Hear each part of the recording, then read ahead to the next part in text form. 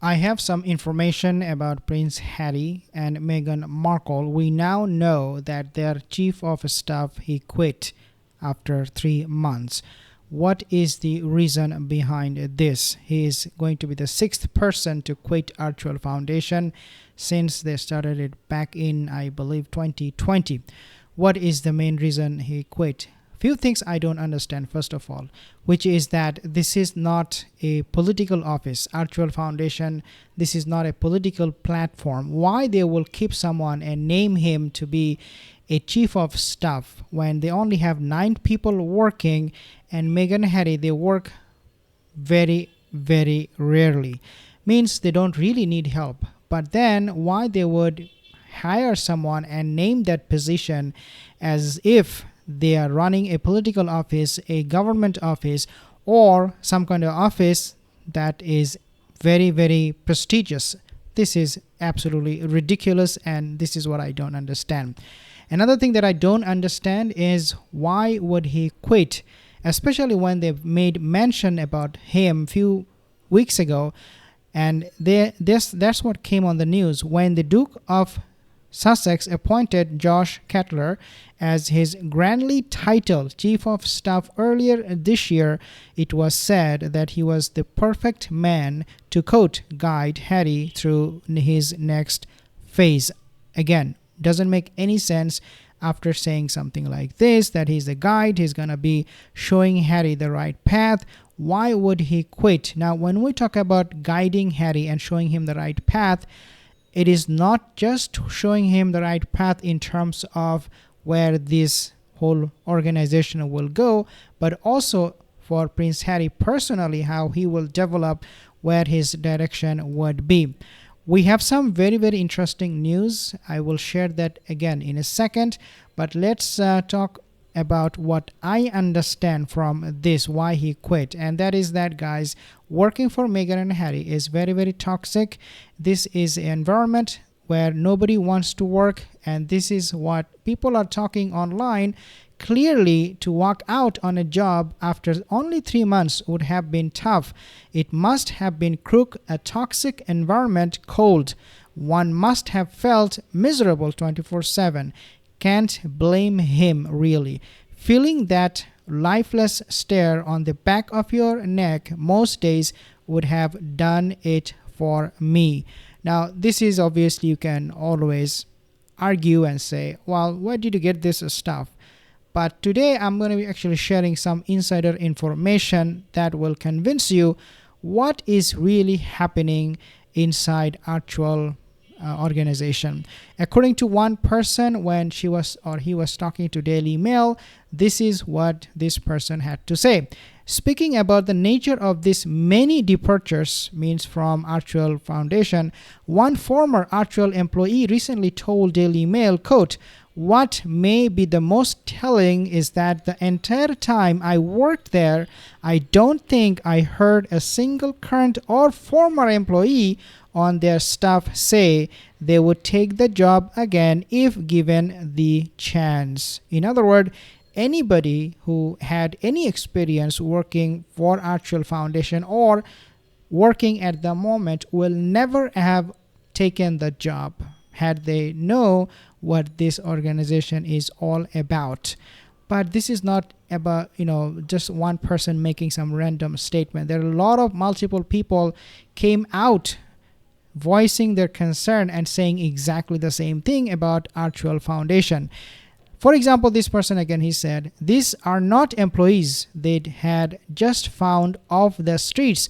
They added, "Many of them are people who had previously excelled working for demanding bosses in high performance companies and environments.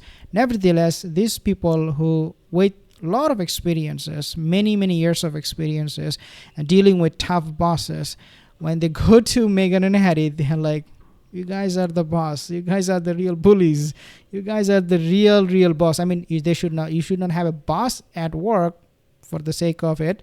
You should have leaders who will guide you, who will be friendly with you, who will give you direction, how to work, what to do, and on a daily basis, your schedule. But when you have a bully boss like Meghan, especially, you get what you deserve, and that is getting a toxic environment, not feeling comfortable working there at all. And this is exactly what has happened. Now, there is a rumor, I'm not going to be saying this exactly that, or I'm not going to be claiming that happened for sure, because again, I could be in big trouble.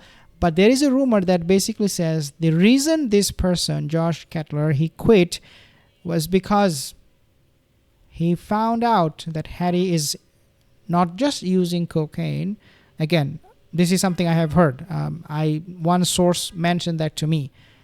He also found out that Harry is now actually selling it. And so when he goes to Colombia, one of the main reasons behind that, according to what I now understand, could be finding some business partner. Who knows? But this is just a rumor again, and they alleged that this is the case. This is what Josh Kettler found out about Prince Harry, so he quit right away. So again, coming from one source, you can take it or you can leave it, totally up to you. But what you cannot take or leave is this one. Absolute fantastic skit from, I believe this is from South Park. Let's take a listen. I find this to be very funny. He's right. Trying to make ourselves into a brand just turned us into products. We don't need to be a brand, do we? If it's truly what we want, then we really can get away from it all. No more magazines and Netflix shows. We really can live a normal life. Yes, I'm sure you agree, darling. We can be the people we talked about being, with no more worries about how we look or the image we project to people. What matters is what we have on the inside.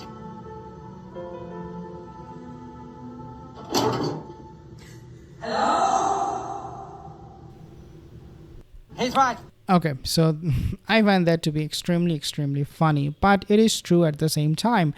No matter how much you bang your head against the wall, Meghan Markle is never going to change. Even if you raise your voice from the top of the mountain and tell Meghan Markle, hey, please, for the sake of God, just give it up. She's not going to do that.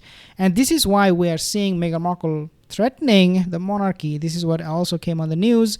Somebody says that according to a source, read the last line, the Suits alum is planning to say more once she has time or once she thinks that the time is right. What she's planning here? Well, more bombshell if there is a condition now. In the past, there was no condition, but there is a condition now. If the monarchy is not going to help her in getting her products endorsed or bringing or embracing Harry and herself back into the family, she is going to have more bombshells, quote-unquote bombshells, that she's going to reveal and try to smear the reputation of the British monarchy. This is what is coming from, again, one source. We will all be ready to drag Meghan Markle for her lies. She does not suffer from trauma or stress.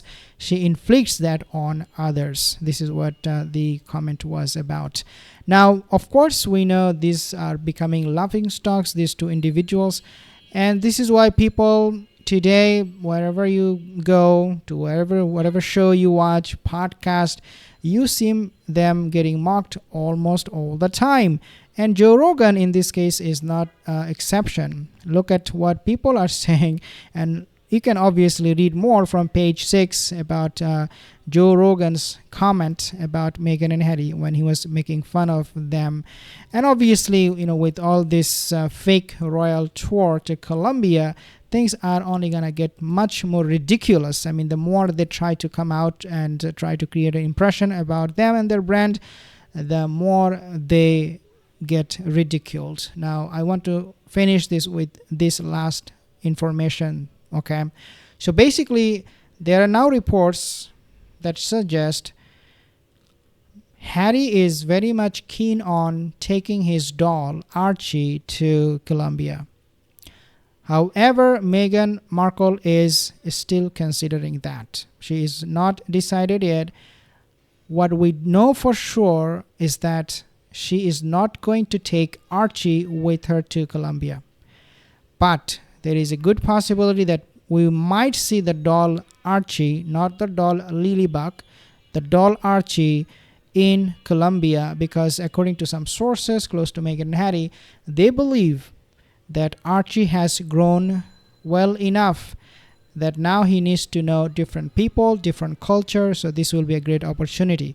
I don't know whether we will eventually see this, because this could be coming from Meghan and Harry's mouthpiece, who are now countering our claim that these kids are fake or surrogate and invisible. It could be just a PR to counter us, because I believe we need to do DNA test. We need more proof, evidence that these are biological children of Meghan and Harry. But that's a different thing. That's a different story. I want to know, guys, your opinion on this. Do you believe it is possible that Harry is dealing with cocaine business, or what do you think? Let me know in the comment section below. See you in the next video.